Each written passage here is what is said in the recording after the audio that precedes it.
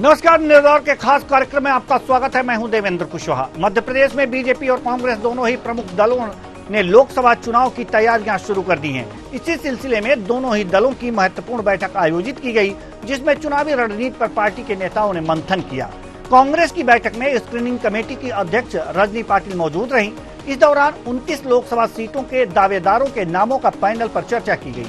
कांग्रेस नेताओं ने समन्वयकों से फीडबैक लिया। कांग्रेस ने 29 सीटों का 50-50 का फार्मूला तय किया। कांग्रेस 29 में से 14 से 15 सीटों पर युवाओं को टिकट देगी, बाकी सीटों पर सीनियर लीडर्स को चुनाव लड़ाएगी। वहीं बीजेपी प्रदेश अध्यक्ष वीडी शर्मा ने कहा कि हर बूथ पर 10% वोट शेयर बढ़ाने के संकल्प के साथ बैठक हुई। पिछली बार लोकसभा चुनाव में 58% वोट मिला। इस बार 68% वोट शेयर हासिल करने का हमारा लक्ष्य है। मध्य प्रदेश की सभी 29 लोकसभा सीट जीतने का हमारा लक्ष्य है। इसी की रणनीति की तैयारी पर बैठक की गई। सुनिए नेताओं ने क्या कुछ कहा।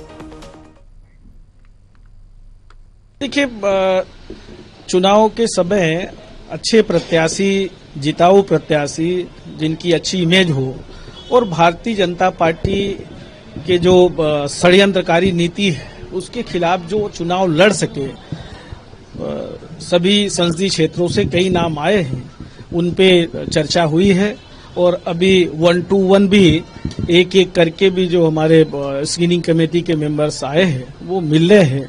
और इसके बाद जब हमारी सेंट्रल स्क्रीनिंग कमेटी की बैठक होगी, उसमें जो नाम फाइनल होंगे वो चुनाव लड़ेंगे।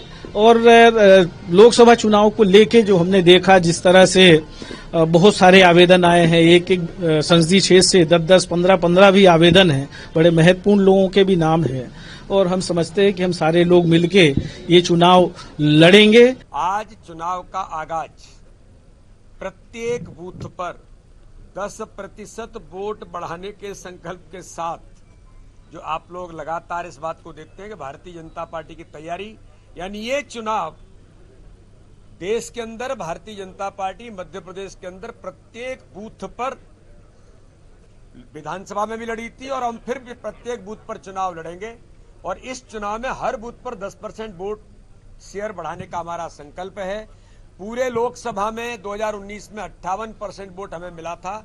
इस बार 10% एवरेज वोट बढ़ा करके 68 से 70% ले जाने का संकल्प भारतीय जनता पार्टी का है। तो लोकसभा चुनाव की तैयारी लगातार हो रही है। बीजेपी भी कर रही है, कांग्रेस भी कर रही है। बैठकों पर बैठक हो रही है, मंथन हो रहा है, चर्चा हो रही है। और आज मध्य प्रदेश के इसी बैठक और चर्चा पर हम करेंगे चर्चा। और चर्चा के लिए हमारे साथ जो मेहमान जुड़े हुए हैं उनसे आपका परिचय करा दें। आशीष तिवारी, शाह मीडिया प्रभारी बीजेपी, अभिनव बरोलिया, प्रवक्ता कांग्रेस, रमेश शर्मा, वरिष्ठ पत्रकार, तीनों मेहमानों का बहुत बहुत स्वागत है।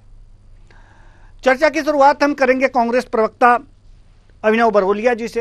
अभिनव बरोलिया जी, अच्छी बात है कि आपके पास खोने के लिए बहुत कुछ नहीं है, पाना ही पाना है, और इसके लिए आप तैयारी भी जोर शोर से कर रहे हैं।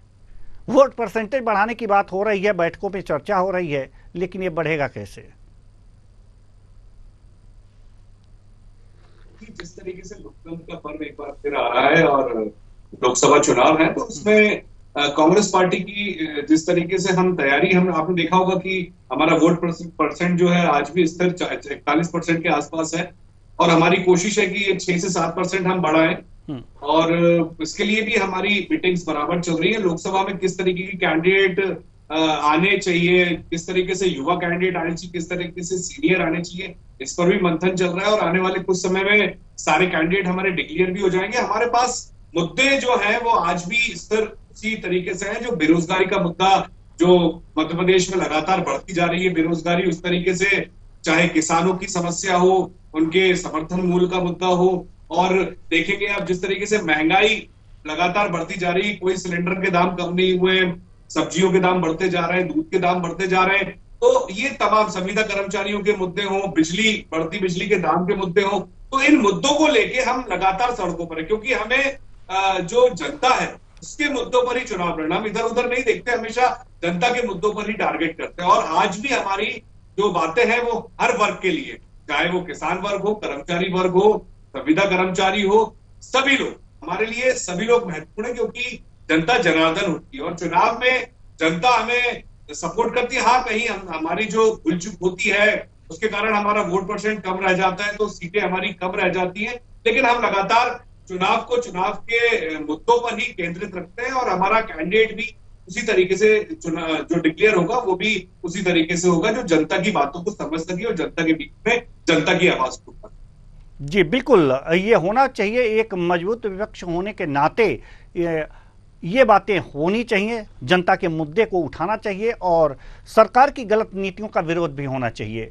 जनता के मुद्दे के उठाने के मामले में थोड़ी सी और जरूरत है मध्य प्रदेश में कांग्रेस को कि और तेजी से उठाए, लेकिन जिस तरह से आप उठा रहे हैं जनता के मुद्दे, इस पर हम चाहेंगे कि बीजेपी सह मीडिया प्रभारी आशीष तिवारी जी अपनी भी राय दे दें।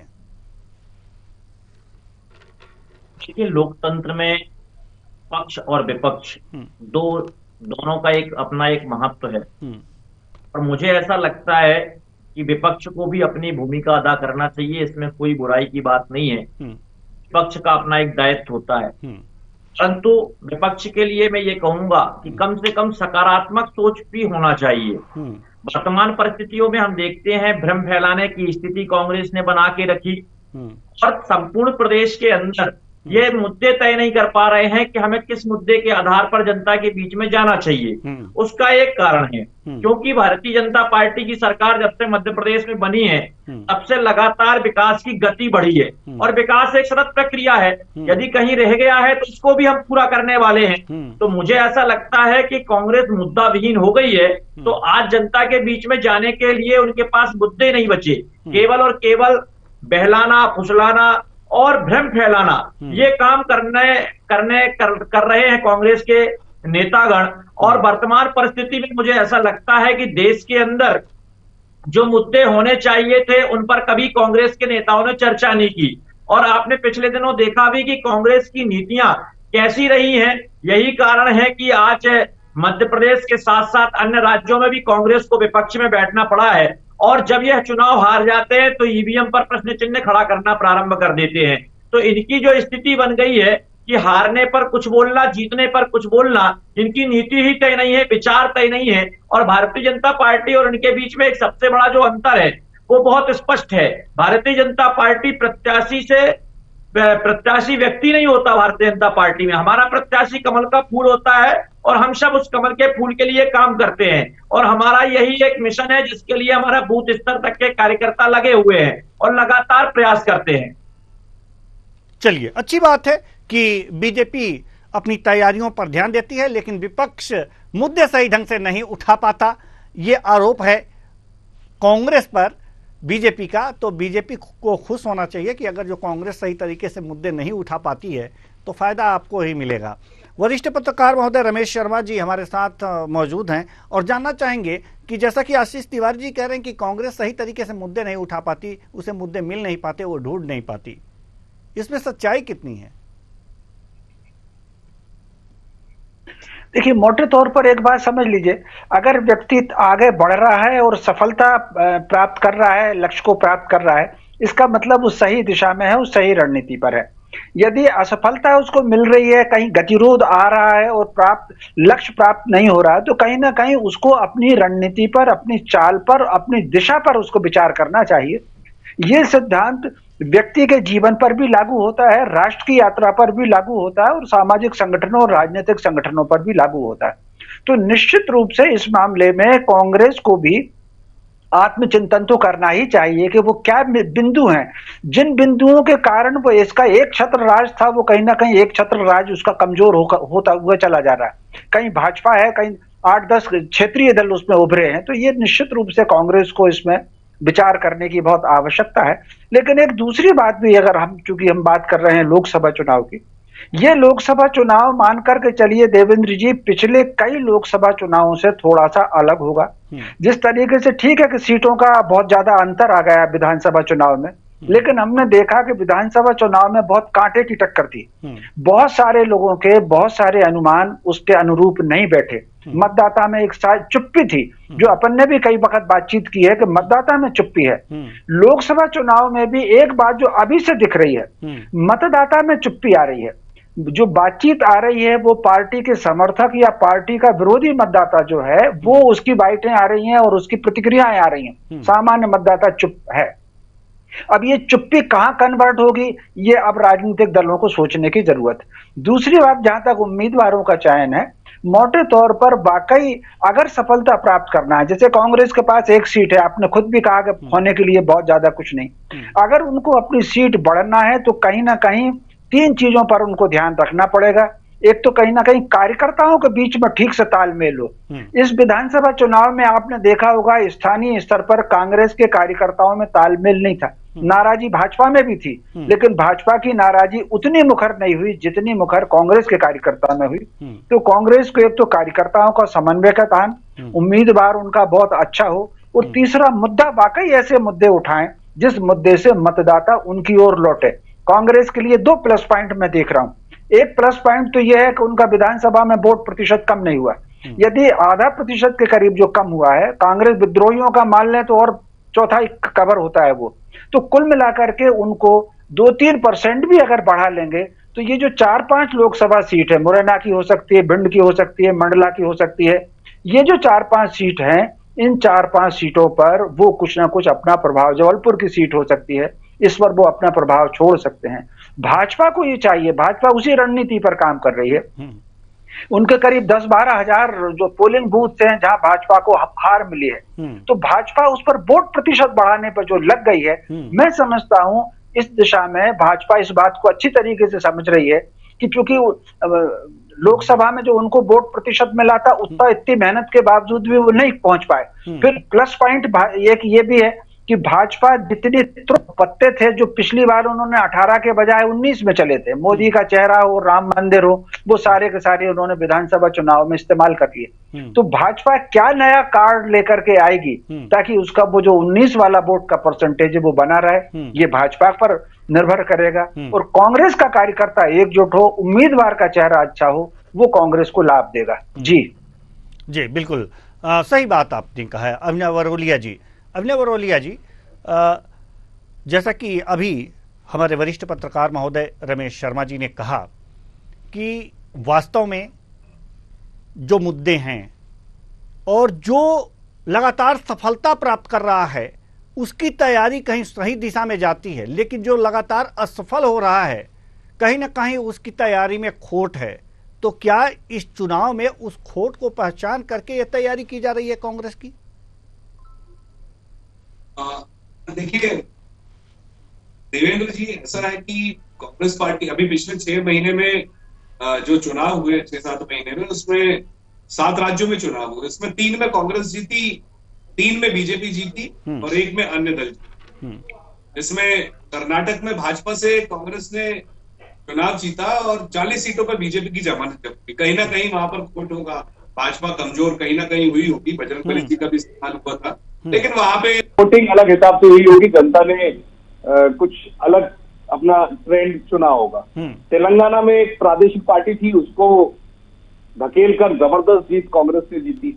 हिमाचल प्रदेश में जो गढ़ है बीजेपी का, वहां पर एक जबरदस्त जीत कांग्रेस पार्टी ने जीती। देवों का नगरी का, देवों का स्टेट कहा जाता है, देवता लोगों का ज्यादा निवास है, वहां पर भी हम जीते। वहीं भाजपा यहाँ पर हिंदी पट्टी राज्यों में, जहां पर हमने बहुत मजबूती से काम किया था जनता के मुद्दों पर, हमारा वोट परसेंट कम नहीं हुआ, लेकिन हम कहीं ना कहीं मात खाए। और आज जो सशक्त नेतृत्व जीतू पटवारी जी का मिला है हम लोगों को, हमने उम्मीद नहीं खोई थी, जब उनका नेतृत्व मिला तो कहीं ना कहीं वही ऊर्जा कार्यकर्ताओं में वापस आई और जनता के मुद्दों के साथ हम जमीन पर हैं। तो हम जनता के मुद्दे लगातार उठा रहे हैं, बूथ पर अपने कार्यकर्ताओं को मजबूत कर रहे हैं, ब्लॉक में कर रहे हैं, हमारे वार्डों में कर रहे हैं कि वहां पर किस तरीके से हमें लड़ाई लड़नी है। मतलब जनता को जो बताना चाहिए, डिलीवर करना चाहिए, ताकि जनता समझे कि हमारे कैंडिडेट को क्यों वोट देना है। क्योंकि ये नेशनल एक जो चुनाव है, राष्ट्रीय उस पर चुनाव होता है, परिदृश्य को समझा जाता है। और जो भारतीय जनता पार्टी, उसकी नीतियां किस तरीके से असफल हैं, कहाँ वो जो वादे हैं पूरे नहीं कर पा रही है। जैसे बहुत बड़ा मुद्दा मध्य प्रदेश में है, 2250 का आदेश जारी किया है, जो इनने वादा किया था 3100 देने का। तो किसानों में रोष है, उस रोष को जो है सड़कों पे आने में समय नहीं लगेगा। उसके बाद आप देखेंगे कि कई जगह जो रोजगार देने की बात थी, 2 से 3 लाख पद रिक्त पड़े हुए सरकारी पद। बेरोजगारी चरम पर है तो क्यों नहीं दे रहे भैया। सिलेंडर 450 देने का वादा था, वो भी पूरा नहीं हुआ। बिजली का मतलब ऐसे जो बातें थी जो विधानसभा में इनने बोला था, तो जनता कहीं ना कहीं दिमाग में रखी है। तो अब ये हमारा काम है, सही बात है बिल्कुल, भी कांग्रेस को बताना चाहिए, तो ये काम हमारा है और हम उसको डिलीवर भी कर रहे हैं। हमारा कार्यकर्ता भी कर रहा है, हमारे नेता भी कर रहे हैं, सभी लोग।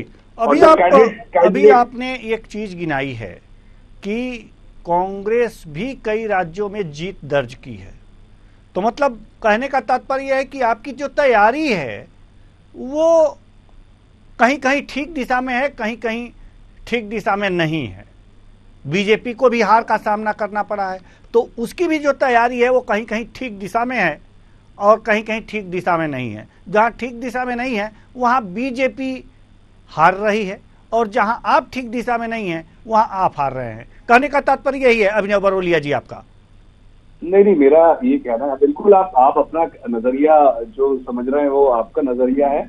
मेरा इतना कहना है कि भारतीय जनता पार्टी मध्य प्रदेश में पीक पर है, 29 में से 28 सीटें हैं। गुजरात में पूरी 25 की 25 सीटें हैं, राजस्थान में 26 की 26 सीटें हैं, छत्तीसगढ़ में है, बिहार में पूरी 40 में से 39 सीटें हैं, कर्नाटक में 21 सीटें हैं। नहीं, आपने जहां जीत दर्ज की वहां तो आप ठीक सही रहे। नहीं, वहां आपकी तैयारी सही थी ना, तभी तो आपने जीत दर्ज की। सही थी। जहाँ मैंने बोला ना कि हम यहाँ पे हमने जो मंथन किया होगा, हमारी पार्टी ने जो मंथन किया होगा, वहाँ समझ में आया बात हम कह रहे हैं। लेकिन जहाँ आपकी जीत नहीं हुई, आज हम मैं वही बता रहा हूँ देवेंद्र जी, मैं कंप्लीट कर दूं। बिहार में हमारे पास पूरी की पूरी सीटें आई, 1 सीट हारे हम।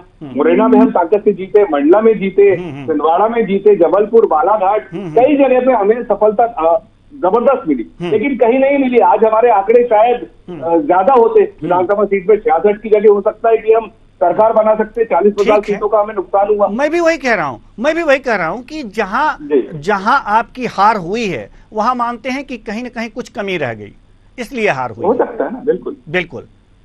लेकिन सर एक बात और कांग्रेस की तरफ से आती है जो बड़ी ही विचित्र है।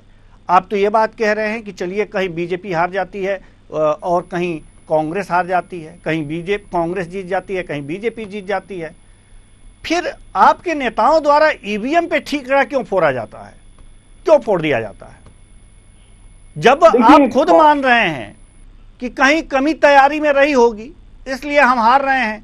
कई जगह बीजेपी हारी है, कई जगह कांग्रेस जीती है, तो ये ईवीएम कहां से आ जाता है बीच में? देखिए, ये एक राष्ट्रीय मुद्दा है। ये मतलब सवालों के घेरे में ईवीएम इसलिए आती। देवेंद्र जी, मैं निष्पक्ष बात करता हूँ, मैं कोई ईवीएम पे ऐसा भी सवाल नहीं उठाता हूँ। और ईवीएम नहीं, आपके नेता सवाल उठाते हैं सर। हाँ, वो उठाते हैं, वो उनका सोचना है। मैं कभी भी ईवीएम पे बहुत कम, रेयर मैंने डिबेट भी नहीं करी है, बहुत रेयर बोला है। मैं ईवीएम को नहीं मानता हूँ कि ईवीएम बहुत बड़ा मुद्दा है, लेकिन जब ईवीएम कब्रिस्तान में मिलती है या उसके ताले टूटे मिलते हैं, कमरों में आप सील टूटी मिलती है या कहीं अलग अलग थलग पड़ी मिलती है, लोग उसको जब्त करते हैं, तो ये थोड़ा सा संशय पैदा होता है कि ये ऐसे क्यों पड़ी हुई है कब्रिस्तान में या किसी कमरे में ताला टूट रहा मिल रहा है, सील टूटी मिल रही, तब आता है थोड़ा सा संशय। लेकिन मैं ऐसा भी बिल्कुल इतना बड़ा नहीं मानता हूँ कि ईवीएम, देखिए जनता जिसको पसंद करती है, मेरा अपना सोचना है, मैं ऐसा कांग्रेसमैन आपको बता रहा हूँ। और हमने कभी भी,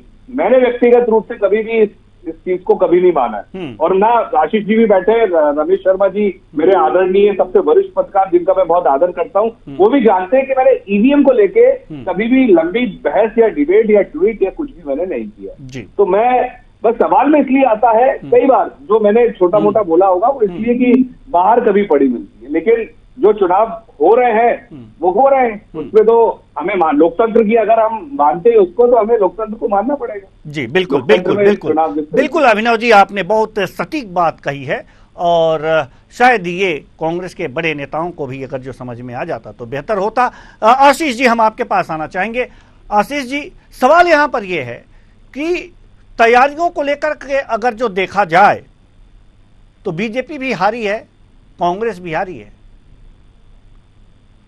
ये जो मध्य प्रदेश की जो तैयारी है, इसमें 2019 के लोकसभा चुनाव में बेहतर आपकी तैयारी थी। आपने 29 में से 28 सीटें प्राप्त की। लेकिन अगर जो पिछला रिकॉर्ड देखा जाए, हार और जीत का अंतर देखा जाए, विधानसभा चुनाव की अगर जो और रुख किया जाए, तो कहीं ना कहीं पैरेलल है। और हो सकता है कि कुछ ऐसी तैयारी कांग्रेस कर ले कि आपकी सीटें कम हो जाएं। आपकी सीटें कम नहीं होगी, इतना विश्वास के साथ आप लोग कैसे कह सकते हैं? विभिन्न राज्यों की बात कर रहे थे, तो मैं अभिनव जी से पूछना चाहता हूं कि जहां एक और उन्होंने अपना कांग्रेस ने अपने साथियों के साथ मिलकर एक घमंडिया गठबंधन बनाया था, उसके सदस्य आज अलग अलग चुनाव लड़ने की बात क्यों कर रहे हैं? और जहां मुझे याद है कि अभी पिछले दिनों ममता जी का तृणमूल कांग्रेस के अध्यक्ष जी का जो बयान था, उसमें उन्होंने खुद स्वयं कहा कि हम स्वतंत्र रूप से लड़ेंगे। तो मुझे ऐसा लगता है कि जहां एक और ये अपने सहयोगी दलों के साथ में आने वाले थे, जो में भी ये कमजोर पड़ने वाले हैं। और दूसरी बात, जहां पर हम कमजोर रहे हैं, मैं इस बात को स्वीकार करता हूं कि राज्यों में हमारी ही सरकारें नहीं रही, हमारा तो कई राज्यों में खाता भी खुलना बड़ा कठिन होता था। परंतु आज जो देश के अंदर वातावरण है, वह वातावरण स्पष्ट कर रहा है, चारों ओर जो चर्चा है वो स्पष्ट हो रही है कि भारतीय जनता पार्टी के पक्ष में देश की जनता है। उसके कारण है क्योंकि हम जिन संकल्पों को लेकर आगे बढ़े थे, उन संकल्पों को पूर्ण होते हुए जनता ने देखा है। तो जनता ने इस बात को तो स्वीकार कर लिया कि ये जो कहते हैं वो करते हैं, और हमने जो कहा वो किया, तो वो प्रमाणित रूप से दिखने लगा। तो निश्चित तौर पर जनता का विश्वास तो हमने जीत। दूसरी बात, कुछ राज्य ऐसे हैं जिन राज्यों में हमारा संगठन का काम ही कमजोर था, ये बात तय है, ये इसको स्वीकार करने में कोई दिक्कत नहीं। परंतु हमने उन राज्यों में प्रयास प्रारंभ किए, हमारे विस्तारक गए, हमारे कार्यकर्ता गए, हमारे संगठन मंत्री गए, उन्होंने वहां पर काम खड़ा करने का प्रयास किया, और अब धीरे धीरे हमारा काम खड़ा हो रहा है। तो जो हमारे गैर हिंदी राज्य थे, वहां पर हमारी संख्या बढ़ रही है, और इस बार एक बड़े परिणाम के साथ में जो हमने लक्ष्य लिया है, उस लक्ष्य को हम सफलतापूर्वक प्राप्त करने वाले हैं। और कांग्रेस का जो गठबंधन था वो टूट चुका है, और कांग्रेस के नेताओं के जो आपस के बयान हैं, आप देख रहे हैं अभी यात्रा को लेकर भी विभिन्न प्रकार के बयान आ रहे हैं, तो अलग अलग आ रहे हैं। कोई उसे किसी प्रकार की यात्रा बता रहा है, कोई सामाजिक यात्रा बता रहा है, कोई जनता के बीच में न्याय की यात्रा बता रहा है, तो विभिन्न प्रकार के बयान आ रहे हैं। तो मुझे ऐसा लगता है कि कांग्रेस कम से कम एक लाइन तो तय करे कि हम किस काम को किस तरीके से कर रहे हैं। कांग्रेस के पास कोई लाइन नहीं है, कोई दिशा नहीं है, और नेतृत्व का आज भी अभाव है। हाँ, ये बात सही है कि मध्य प्रदेश में उन्होंने कुछ परिवर्तन करके नेतृत्व को खड़ा करने का प्रयास किया है, परंतु आज भी मैं लगातार देख रहा हूं कि पिछले 3-4 दिनों से लगातार भारतीय जनता पार्टी में कांग्रेस के नेता छोड़ कर आ रहे हैं। तो ये जो उनको छोड़ने का जो काम चल रहा है, ये प्रमाणित करता है कि कांग्रेस में कार्यकर्ता असंतुष्ट है। यही कारण है कि वह कांग्रेस को छोड़ रहा है और भारतीय जनता पार्टी की नीतियों से प्रभावित होकर उसमें आ रहा है। चलिए, अब नवरोलिया जी कुछ कहना चाहते थे, जल्दी से कहिए, क्योंकि बारी तो हमारी। इतनी सी बात कहना चाहता हूँ सर, इतनी सी बात कहना चाहता हूँ कि ईडी सीबीआई का डर, जिस तरीके से जो डर गया इनसे, वो सरेंडर हो जाता है। वही हेमंत सोरेन जी सरेंडर नहीं हुए तो जेल चले गए, लालू यादव जी जेल मतलब ये जो जिनको डरा पा रहे हैं वो डर रहे हैं, लेकिन जो नहीं डर रहा है वो ताकत से। आज झारखंड में देख लीजिए, जबरदस्त भारत जोड़ो न्याय यात्रा की शुरुआत जो हुई है वो असीम है, बिहार में जबरदस्त है। तो चुनाव बड़ा दिलचस्प होगा और रिजल्ट भी बहुत जबरदस्त आएंगे। मध्य प्रदेश में भी हम कम से कम 15 से 18 सीटें जीतेंगे। चलिए, 15 से 18, जबकि बीजेपी का लक्ष्य है कि 29 की 29 सीटें जीतेंगे। रमेश शर्मा जी, ये जो लक्ष्य तय किए गए हैं कांग्रेस के द्वारा 15 से 18 और बीजेपी के द्वारा 29 से 29, इन दोनों पार्टियों के पीछे इस लक्ष्य का आधार क्या है? देखिए, इन दोनों पार्टियों की तैयारी, अपनी अपनी तैयारी है और अपनी अपनी रणनीति है। मोटे तौर पर एक बात तय है कि अगर आपको किसी यात्रा पर जाना है तो लक्ष्य तो आपको निर्धारित करना ही पड़ेगा, और वही लक्ष्य जो है वो कांग्रेस ने बनाया है और वही लक्ष्य भाजपा ने बनाया है। लेकिन अभी किसके लक्ष्य में सफलता मिलेगी ये अभी नहीं कहा जा सकता। ये अप्रैल के फर्स्ट वीक तक ये बहुत क्लियर होगा। जैसा अपन ने पिछले विधानसभा चुनाव में बातचीत की थी, शुरुआत में कुछ अलग वातावरण दिख रहा था मध्य प्रदेश में और आखिर में अलग दिख रहा था। और एक सबसे आश्चर्यजनक बात जो प्रसंग से विषय से हट करके बताऊं, छत्तीसगढ़ के परिणाम मेरे अनुमान में भी ऐसे नहीं थे, जो अपन ने टीवी में भी डिबेट की। तो कई बार अभी स्थिति कैसी बनेगी ये आज नहीं कहा जा सकता, लेकिन अभी आरंभिक तौर पर मुझे कांग्रेस की तैयारी भी और भाजपा दोनों की तैयारी कहीं ना कहीं अपने अपने लक्ष्य की दिशा में सकारात्मक ही दिख रही है। अभिनव जी ने की इस बात का मैं समर्थन करता हूं कि अभिनव जी जो है मुद्दे की बात करते हैं और सकारात्मक ही चर्चा करते हैं। ठीक उसी प्रकार कांग्रेस को राष्ट्रीय अपनी प्रांतीय रणनीति में भी सकारात्मक और मुद्दे की बात कम से कम उस पर अगर जोर देंगे तो मैं समझता हूं उनकी सीट में वृद्धि जरूर होगी, क्योंकि 2-3 सीट मुझे ऐसी दिख रही है कि भाजपा अगर उस पर अतिरिक्त तैयारी नहीं करेगी तो भाजपा को दिक्कत हो सकती है, तो उसका लाभ कांग्रेस को मिलेगा। तो मैं समझता हूं ये रणनीति प्रदेश स्तर पर जो भाजपा बनाएगी सकारात्मक, और अभी तो दोनों के लक्ष्य अपने हैं और दोनों जने लक्ष्य पर काम कर रहे हैं, उम्मीदवार के चयन पर दोनों काम कर रहे हैं, वोट के प्रतिशत बढ़ाने पर दोनों काम कर रहे हैं, और इस बार का चुनाव पिछली बार के चुनाव से ज्यादा अच्छा और तीखा चुनाव होने वाला है, ऐसा मुझे लगता है। जी जी बिल्कुल। और इसी के साथ जो है घड़ी की सुइयां हमें इजाजत नहीं देती कि हम इस चर्चा को और आगे बढ़ाएं। बहुत बहुत धन्यवाद तीनों मेहमानों का, आप आए और अपने अपने विचार साझा किए। तो कुल मिलाकर के देखा जा सकता है कि आज जो सियासत मध्य प्रदेश में हुई है उसे सियासत का शनिवार कहा जा सकता है। बैठकें हुई हैं कांग्रेस की, बैठकें हुई हैं बीजेपी में, चर्चाएं हुई हैं सीटों पर और रणनीति पर, लेकिन ये रणनीति किसकी सही बैठेगी ये तो देखने वाली बात होगी। तो तब तक जब तक कि लोकसभा चुनाव नहीं हो जाता और उसके परिणाम नहीं आ जाते, इस तरह की बैठकें, इस तरह की चर्चाएं, इस तरह के मंथन लगातार होते रहेंगे और हम इस पर चर्चा करते रहेंगे कि किसकी तैयारी कैसी है। फिलहाल आज के लिए बस इतना ही, मुझे दीजिए इजाजत, नमस्कार।